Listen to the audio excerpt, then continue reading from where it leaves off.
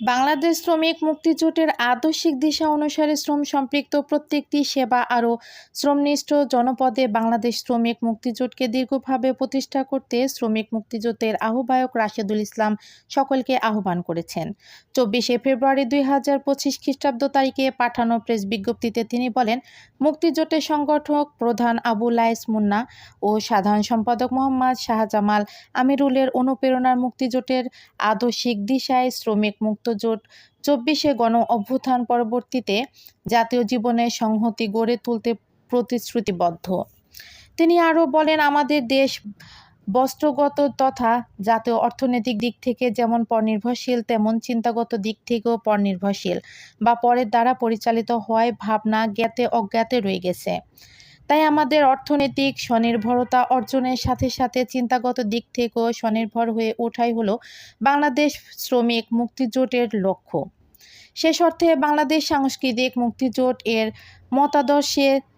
বিশ্বাসী দেশের শ্রম সম্পৃক্ত সকল মানুষের ঐক্যবদ্ধ করাই বাংলাদেশ পরিশ্রমিক মানুষের মূল কাজ। সে পরিপ্রেক্ষিতে বাংলাদেশ শ্রমিক মুক্তজোটের আহ্বায়ক বলেন, শ্রমিক মুক্তজোট শ্রমিক মালিক ঐক্য গাড়ি স্থানীয় সরকার ভিত্তিক জাতীয় সরকার গড়ে তুলি স্লোগানে জাতীয় জীবনে সংহতি গড়ে তুলতে সারা দেশে 6টি দাবি নিয়ে কাজ করা যাচ্ছে। শ্রমিক মুক্তিজোটের দাবিগুলো হলো চা ও গার্মেন্টস শ্রমিকদের ন্যায্য বেতনে ভাতা ও সুযোগ সুবিধা নিশ্চিত করে অন্যান্য পেশাজীবীদের সাথে অর্থনৈতিক বৈষম্য দূর করা,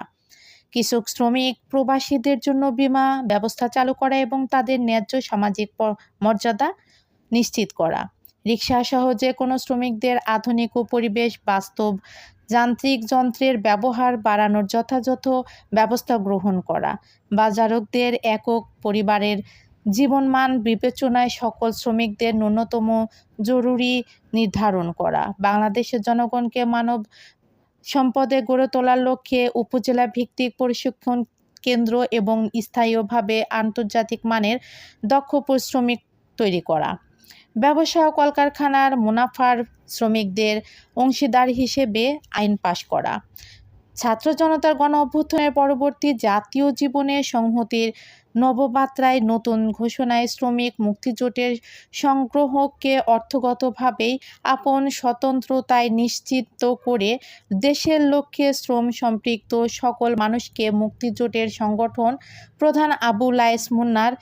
সালাম নিয়ে শ্রমিক মুক্তিজোটের যোগদানের আহ্বান জানান রাশেদুল ইসলাম খোকন।